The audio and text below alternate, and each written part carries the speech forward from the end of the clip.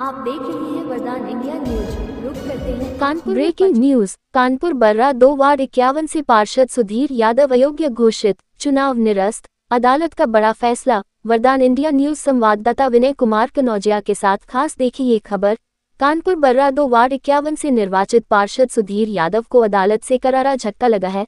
अदालत ने उन्हें गलत शपथपत्र एफिडेविट दाखिल करने का दोषी मानते हुए अयोग्य घोषित कर दिया और उनका चुनाव निरस्त कर दिया। यह फैसला वार्ड निवासी अजय शर्मा द्वारा दायर चुनाव याचिका पर सुनाया गया। आइए जाने राघवेंद्र पांडे वोटकारी अधिवक्ता द्वारा पूरी जानकारी विस्तार से हमारे चैनल पर। राघव जी, किस मामले पैरवी करा जिसमें पार्षद की पार्षदी चली गई है, क्या है पूरा मामला?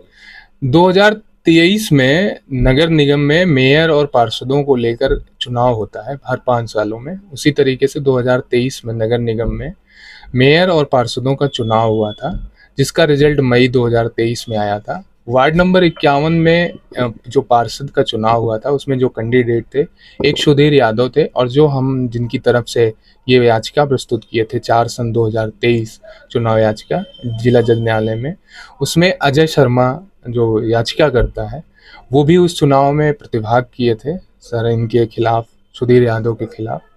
सुधीर यादव इंडिपेंडेंट कैंडिडेट थे और जो हमारा कैंडिडेट जिसकी हम एडवोकेट थे, जिसकी एडवोकेसी की है, वो बीजेपी समर्थित कैंडिडेट था। हुआ इसमें ये था कि जो हमारा एक्ट है रिप्रेजेंटेटिव एक्ट 1951, उसके अकॉर्डिंग आपको अपना एफिडेविट एक सबमिट करना पड़ता है, जिसको हम प्रारूप संख्या 7 कहते हैं।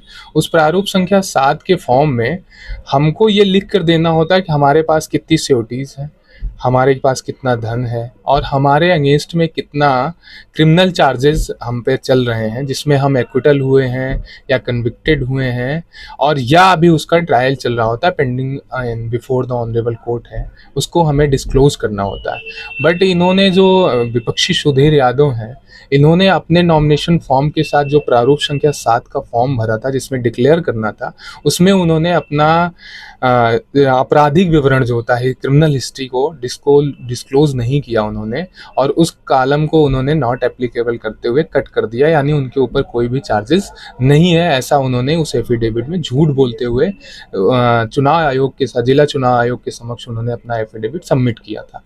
जिसके अगेंस्ट में जब हमको इस बारे में हमारे जो हमारा मुवक्किल था अजय शर्मा, उसको जब इस बारे में पता चला तो उसने आरटीआई के जरिए सारे डॉक्यूमेंट्स प्राप्त करने के बाद हमने मई 2023 में ही पिटीशन ऑनरेबल जिला जज न्यायालय के यहाँ फाइल की, जिस पर ऑनरेबल जिला जज न्यायालय ने कई डेटों उसमें सुनने के बाद सारे लोगों को सुना और उसमें ये पाया कि हाँ, इनके द्वारा इनके ऊपर लगे हुए क्रिमिनल चार्जेस जो इसी न्यायालय में, कानपुर नगर के न्यायालयों के विभिन्न न्यायालयों में उनका लंबित था, जिसमें एक बहुत संगीन मामला था 302, 304B, 498A और 120B, जिसका अभी भी विचारण चल रहा है, जिसमें वो जेल भी गए थे, बेल पर आउट है और उनका विचारण अभी डीजे 9 की कोर्ट में। भारत में तेजी से उभरता हुआ देश का राष्ट्रीय संगठन नेशनल मीडिया प्रेस क्लब में सदस्यता पाने का सुनहरा अवसर। वर्तमान में देश के 19 राज्यों में संगठन कार्यरत हैं। अन्य राज्यों में भी जल्द ही बेहतर कमेटी गठित की जाएगी। देश का कोई भी नैतिक जिम्मेदारी से कार्य कर रहा पत्रकार, अधिवक्ता व समाजसेवी देश के किसी भी राज्य अथवा जनपद से संगठन की सदस्यता ले सकता है। सदस्यता पाने हेतु अपना आधार कार्ड, कार्यरत संस्थान का ID card, passport size photo, सदस्यता स्क्रीनशॉट फॉर्म के साथ संलग्न करके ईमेल आईडी nationalmediapc@gmail.com के माध्यम से अथवा व्हाट्सएप नंबर 94 50 12 25 92 के माध्यम से भेज सकते हैं और संगठन के साथ जुड़कर संगठित रहते हुए देश व समाजहित में निरंतर कार्य कर सकते हैं। तो आइए आज ही भारत के किसी भी राज्य अथवा जनपद से संगठन की सदस्यता लें।